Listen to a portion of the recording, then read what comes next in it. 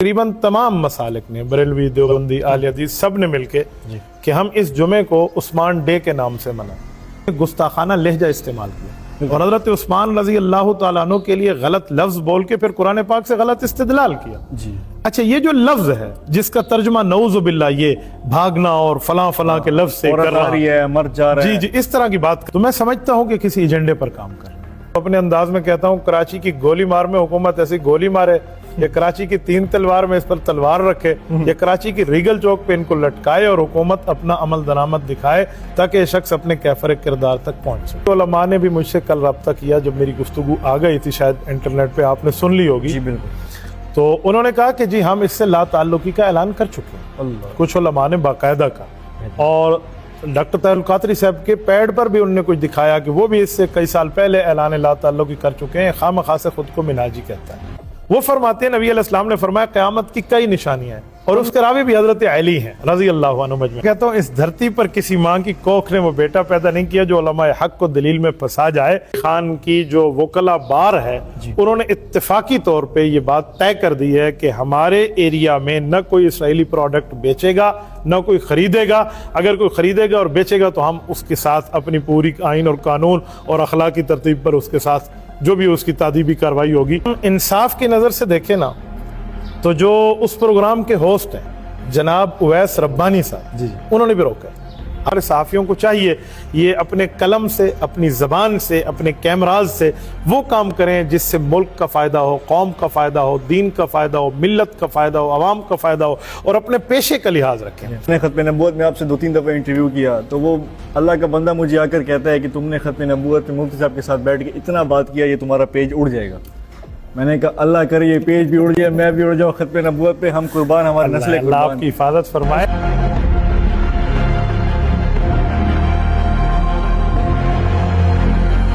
बिस्मिल्लाहिर्रहमानिर्रहीम, अस्सलाम वालेकुम। मुसामा यूसुफ सही आपकी खिदमत में हाजिर है और आप देख रहे हैं डेरा मीडिया। जनाब मुफ्ती अब्दुल वाहिद कुरैशी साहब हमारे साथ मौजूद हैं। मुफ्ती साहब बहुत शुक्रिया, एक बार फिर आप टाइम दिया। जुमे का दिन है, बरकत दिन है। मुफ्ती साहब ये बताइए कि आज यौम उस्मान डे मनाया जा रहा है तमाम मसलक की तरफ से, खसूसी देवबंद इस मसलक की तरफ से, तो यौम उस्मान डे क्यों मनाया जा रहा है, ये बताएं। बिस्मिल्लाहिर्रहमानिर्रहीम। कराची में एक नापाक शख्स ने अमीरुल मोमिनीन खलीफा सोम हज़रत उस्मान ज़ुन्नुरैन रज़ी अल्लाह तआला अन्हु के हवाले से एक प्रोग्राम के अंदर इंतहाई नाज़ेबा जुमले कहे हैं, और वो जुमले गुस्ताखी की हद तक शुमार होते हैं और उनमें इशारात भी गलत हैं। फिर उसके ख़िलाफ़ मीडिया में भी बात आ गई जी, और फिर हक़ तो ये था कि गुस्ताखी की वजाहत इस तरह आती कि हुकूमत उस पर एक्शन लेती, हुकूमत भी खामोश रही।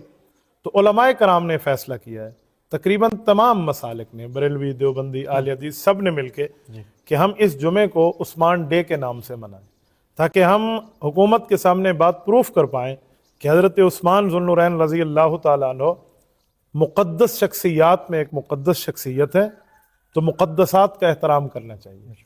और जो शख्स इनकी गुस्ताखी कर रहा है, हुकूमत वक्त को चाहिए कराची के इस गुस्ताख के साथ, मैं तो अपने अंदाज में कहता हूँ, कराची की गोली मार में हुकूमत ऐसी गोली मारे, या कराची की 3 तलवार में इस पर तलवार रखे, या कराची की रीगल चौक पे इनको लटकाए और हुकूमत अपना अमल दरामद दिखाए ताकि ये शख्स अपने कैफर किरदार तक पहुँच सके। बहुत शुक्रिया मुफ्ती साहब। वीडियो हमने भी देखे हैं और पाकिस्तान के तमाम लोगों ने भी देखा होगा। आज तक मामला ये है, हम बड़े इलम के कम लोग हैं, दीनी इलम हमारे लोगों में बड़ा कम है। तो मामला मैं ये समझता हूँ कि आज तक अहले तशरीह की तरफ से गुस्ताखी हुई है, लेकिन ये हमें सुनने में जो है ये बरेलवी मसले का था, गुस्ताखी हुआ है। गुस्ताखी वाला मामला था क्या, ये बताइए जरा। दोनों अफराद मसलक बरेलवी से थे जिनकी आपस में गुफ्तगू हुई। एक हज़रत ज़ुल्फ़िकार शाह साहब हैं गालिबन, उन्होंने गुफ्तगू की, और दूसरा ये यासीन कादरी गुस्ताख है। बहरहाल मकतब बरेलवी के उलमा ने भी मुझसे कल रब्ता किया जब मेरी गुफ्तगू आ गई थी, शायद इंटरनेट पे आपने सुन ली होगी जी। बिल्कुल। तो उन्होंने कहा कि जी हम इससे ला ताल्लुकी का ऐलान कर चुके हैं, कुछ उलमा ने बाकायदा का, और डॉक्टर ताहिरुल कादरी साहब के पैड पर भी उन्होंने कुछ दिखाया कि वो भी इससे कई साल पहले ऐलान ला ताल्लुकी कर चुके हैं। खामखा से खुद को मिनाजी कहता है। तो मैं समझता हूँ कि किसी एजेंडे पर काम कर रहे हैं। आप उसमें देखें ना, मैं आपके हवाले से नाजरीन तक एक बात कहता हूँ, लोग उसमें एक बात कह रहे हैं कि देखें वो शख्स तो किताब से पढ़ रहा है, تو وہ تو کوئی پروف دے رہا تھا, ایویڈنس دے رہا تھا, اس نے تو لفظ کا ترجمہ ایسے کیا ہے تو لہٰذا یوں ہونا چاہیے, یوں ہونا چاہیے, آپ دلیل سے اس کو جواب دیں. میں اس غلط فہمی کو دور کرتا ہوں. دیکھیں اگر بات دلیل کی ہوتی نا تو ساتھ بھی اسی مسلک سے عالم دین موجود تھے نا, وہ دلیل سے جواب دے رہے تھے. بات یہ تھی کہ انہوں نے گستاخانہ لہجہ استعمال کیا اور حضرت عثمان رضی اللہ تعالیٰ عنہ کے لیے غلط لفظ بول کے پھر قرآن پاک سے غلط استدلال کیا. اچھا یہ جو لفظ ہے جس کا ترجمہ نعوذ باللہ یہ بھاگنا اور فلاں فلاں کے لفظ سے کر رہا ہے, مر جا رہا ہے, جی اس طرح کی بات کر رہا ہے, تو اس طرح لفظ فرار قرآن کریم میں وقت کے نبی کے لیے موجود ہے. حضرت موسیٰ علیہ السلام کے لیے سورۃ الشعراء میں آیت نمبر 21 میں ہے فَفَرَرْتُ مِنْكُمْ لَمَّا خِفْتُكُمْ, تو ادھر مانا ہم پیچھے ہٹ جانا کرتے ہیں کہ میں تم سے ہٹ گیا, الگ ہو گیا, عزت احترام نبوت کے تقدس کو سامنے رکھتے ہوئے. اگر اس شخص کے دل میں حضرت عثمان سمیت کسی صحابی کی بھی رضی اللہ تعالیٰ عنہ اجمعین ذرہ برابر بھی عزت اور احترام ہوتا نا تو یہ کبھی بھی اس بات کو اس طرح نہ کہتا. تو نبی کے لیے اس لفظ کا ترجمہ یہ کیا کرے گا؟ تو یہ تو حضرت جہالت کی بات ہے. دو لفظ پڑھ کے اس طرح کی باتیں آگے کرتے ہیں, یا یہ لوگ ایجنڈے پر ہیں. میں ان کو ناواقف نہیں کہتا, واقعی یہ ایجنڈے پر ہیں اور ان کا کام ہے کہ اس طرح آ کر نا امت کے مقدسات میں ایک جو ہے نا اشکال اس پر پیدا کر دیا جائے, لوگوں کو اپنے اسلاف سے دور کر دیا جائے. اسامہ بھائی میں آپ کو ایک حدیث پاک کوٹ کرتا ہوں, نبی پاک صلی اللہ علیہ وآلہ وسلم کی روایت جامع ترمذی جلد نمبر 2 میں ہے, اب باب الفتن میں ہے, باب ما جاء فی علامات الساعہ میں ہے, اور اس کے راوی بھی حضرت علی ہیں رضی اللہ عنہ مجمعین. وہ فرماتے ہیں نبی علیہ السلام نے فرمایا قیامت کی کئی نشانیاں ہیں, ان میں ایک نشانی یہ ہے وَلَعْنَ آخِرُ هَذِهِ الْأُمَّةِ أَوَّلَهَا, یہ بعد کا طبقہ پہلے کے طبقوں کو لعنت طعنت اور غلط اور نازیبہ جملہ اور گستاخی کرنا شروع کر دے گا. آج دیکھیں انبیاء کرام کی گستاخی, صحابہ کرام کی, اہل بیت کی, قرآن کریم کی, اسلام کی, دین کی, انبیاء کی, اولیاء اصفیاء سب کی یہ گستاخیاں شروع ہیں.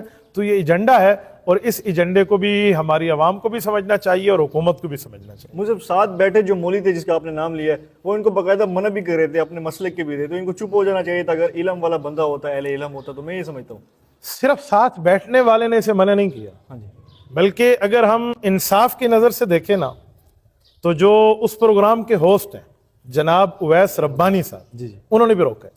آپ نے کلپ دیکھے؟ ہاں, میں بھی ان پہ آنے والا بھی تھا, اویس ربانی صاحب پہ بھی میں سوال کرنے والا تھا آپ سے, لیکن آپ نے خود ہی, انہوں نے بھی روکا ہے. بالکل آواز آ رہی ہے. اور وہ شخص اویس ربانی صاحب کو میں بھی 1-2 انٹرویو دے چکا ہوں, میں اس شخص کو جتنا جانتا ہوں نا اس حد تک کہ وہ عالم نہیں ہے, حافظ نہیں ہے, وہ صحافی ہیں, لیکن ان کا ماشاءاللہ ایک اچھا مطالعہ ہے دین پر. انہوں نے بھی اس کو روکا ہے اور کہا یہ آپ الفاظ واپس لیں. بہت بڑی بات ہے حضرت. دیکھیں صحافی تو نیوٹرل ہو کر بات کر رہا ہوتا ہے نا, جی وہ تو صرف پوائنٹ آف ویو دنیا کو دینا چاہتا ہے, تو وہ پھر بھی اس کو روک رہے ہیں. اس کا معنی یہ ہے کہ وہ بھی محسوس کر رہے ہیں کہ شخص صحابہ کی گستاخی کر رہا ہے. تو اس پر تو ہم اس کو اپریشیٹ کریں کہ دیکھو آپ نے صحافت کے اصولوں سے سامنے آ کر نا آپ حق کے ساتھ کھڑے ہوئے ہیں اور آپ نے اس شخص کو روکا ہے. بہت اچھا کیا روکا ہے انہوں نے اس کو. میں نے بھی اپنے کلپ پر جو بات کی ہے میرا تفصیلی تو میرے خیال میں پوائنٹ آف ویو وہاں آ گیا ہے, لیکن اویس ربانی صاحب نے بھی روکا ہے, اور وہ جو ساتھ مولوی صاحب کی آپ بات کریں مولانا ذوالفقار شاہ صاحب, انہوں نے بھی اس کو روکا ہے. اچھا, روکنے کے بعد پھر ان حضرات نے جو ویڈیو دی ہے نا جو اویس ربانی صاحب کے چینل پہ آئی ہے, تو اس ویڈیو میں یہ گستاخی کے لفظ میوٹ ہے, ختم ہے, انہوں نے ڈیلیٹ بھی کر دیا. بہت اچھی بات ہے کہ انہوں نے اس کو اپنے چینل پہ نہیں آنے دیا اور اس کو متنبع بھی کیا. اور اس کے بعد ان لوگوں کی طرف سے ویڈیو آ گئی ہے. اب ظاہری بات ہے ان نے شرط لگائی تھی کہ حضرت ہم آپ کے پروگرام میں آئیں گے, اویس ربانی صاحب سے کہا ہمیں آپ نے ویڈیو دینی ہے. تو اس ویڈیو میں دونوں طرفوں میں نہیں سمجھتا کہ کس طرف نے اس کو آگے کیا ہے, شیئر کیا آگے. بہرحال میں یہ سمجھتا ہوں کہ شاید جس نے گستاخی کی ہے نا تو وہ ایجنڈے پر تھا, تو وہ چاہتا تھا کہ اس کو مزید عام کر دیا جائے. بہت شکریہ مفتی افضل قریشی صاحب ہمارے ساتھ موجود تھے. آج یوم عثمان ڈے پورے پاکستان میں منایا جا رہا تھا, تو ہم نے کچھ تفصیلی گفتگو کی. مفتی صاحب بہت شکریہ, آپ نے وقت دیا. یہ بتائیے آج عدالت ڈیر اسماعیل خان میں وکلاء برادری نے ایک اعلان کیا کہ ہم بائیکاٹ کرتے ہیں اسلامک پروڈکٹ سے, سر اس کے؟ جی بالکل, میرے پاس بھی یہ ماشاءاللہ چیز آئی ہے. ہمارے شیخ محمود الحسن صاحب جو ہیں ایڈوکیٹ ہے ماشاءاللہ جمعیت علماء کی طرف سے بھی, انہوں نے بھی حوصلہ افزا خبر سنائی ہے کہ ڈی اے خان کی جو وکلاء بار ہے انہوں نے اتفاقی طور پہ یہ بات طے کر دی ہے کہ ہمارے ایریا میں نہ کوئی اسرائیلی پروڈکٹ بیچے گا نہ کوئی خریدے گا. اگر کوئی خریدے گا اور بیچے گا تو ہم اس کے ساتھ اپنی پوری آئین اور قانون اور اخلاقی ترتیب پر اس کے ساتھ جو بھی اس کی تادیبی کارروائی ہوگی وہ کی جائے گی. میرے خیال میں ڈی اے خان کی اس بار کو اس عمل کو ڈی اے خان کے اس بار کے اس عمل کو قابل تقلید بنا کر پاکستان کی ہر بار اس پر عمل کرے. تو میں اپنے وکلاء برادریوں کو اس پر سلام پیش کرتا ہوں کہ ماشاءاللہ جو اس طرح آگے آ رہے ہیں. اور اسی طرح پرسوں میں نے ایک اور ویڈیو بھی ایک دوست کی دیکھی, انہوں نے مجھے واٹس ایپ کی. وہ میرے خیال میں کوئی ٹرمینل ہے کسی بس کا راولپنڈی یا اسلام آباد میں, تو وہاں اس ٹرمینل کے اوپر بھی انہوں نے کہا جی ہم نے یہاں کوئی اسرائیلی پروڈکٹ نہیں بیچنے. حالانکہ مختلف جو بسز ہیں پنجاب میں, پتہ نہیں ایک دو بسز کو میں نے دیکھا ہے, وہ اپنی گاڑیوں میں باقاعدہ اپنے پیسنجر کو وہ اسرائیلی مصنوعات دے رہے ہیں, تو گویا کہ فلسطینیوں قتل میں اپنا حصہ ڈال رہے ہیں. میں کل پڑھ رہا تھا کہ 2100 ارب روپیہ غالباً اس کے لگ بھگ فیگر ہے جو سالانہ ان کو یہ اس مد میں دیتے ہیں اسرائیلیوں کو کہ آپ نے ہمیں اپنا فارمولہ دیا ہوا ہے. ہمیں کیا کہتے ہیں پاکستان سے بنا, جی پاکستان والا بھی ان کو جا رہا ہے. تو یہ اس طرح کی چیزیں ہیں. ایک بات میں عرض کرتا چلوں, اسرائیل سے یاد آ گیا, علماء کی قربانی ہے, علماء کی مہربانی ہے. کل ایک ٹویٹر میں پوسٹ کیا KFC کے برانڈ ایمبیسڈر نے کہ ہمیں جو اس سال نقصان ہوا ہے KFC کی تاریخ میں آج تک اتنا نقصان کبھی نہیں ہوا جو اس بائیکاٹ سے نقصان ہوا. تو یہ بھی بڑی خوشی کی بات ہے, اچھی بات ہے. پاکستان میں وہ لعنت والا بھی ٹرینڈ شروع ہوا ہے. بہت اچھا, بہت اچھا. اچھا, آج یوم صحافیوں کا دن ہے, 3 مئی ہے. تو ہمارے لیے اویس ربانی صاحب کے لیے اور جتنے آپ کے دوست ہیں صحافیوں کے لیے کوئی پیغام ہو جائے, بڑی بہترین. اللہ اکبر کبیرہ, مجھے نہیں پتا تھا کہ اس طرح ہے, آپ نے بہت اچھا کیا. دیکھیں جو صحافت ہے نا, صحافت کہتے ہیں, وہ کہتے ہیں نا جو میں دیکھتا ہوں وہی کہتا ہوں. تو اس کا مطلب یہ ہے کہ وہ حق کے ساتھ ٹھہرے ہیں, آئین اور قانون کے ساتھ ٹھہرے ہیں, اور جو ہے نا حقانیت کی دلیل کے ساتھ ٹھہرے ہیں. تو ہمارے صحافیوں کو چاہیے یہ اپنے قلم سے, اپنی زبان سے, اپنے کیمراز سے وہ کام کریں جس سے ملک کا فائدہ ہو, قوم کا فائدہ ہو, دین کا فائدہ ہو, ملت کا فائدہ ہو, عوام کا فائدہ ہو, اور اپنے پیشے کا لحاظ رکھیں. اور صحافی کو چاہیے ایز اے صحافی, یقین مانیے یہ ایک جو کام کر رہا ہے تو یہ کام اس کے لیے اس وقت عبادت بن جائے گا جس وقت یہ شخص اس کو عین جو ہے نا کیا کہتے ہیں انصاف کے تقاضوں کے مطابق کرے گا. یہ اپنا جھکاؤ کسی ایک طرف نہ کرے بلکہ حق کا ساتھ دے.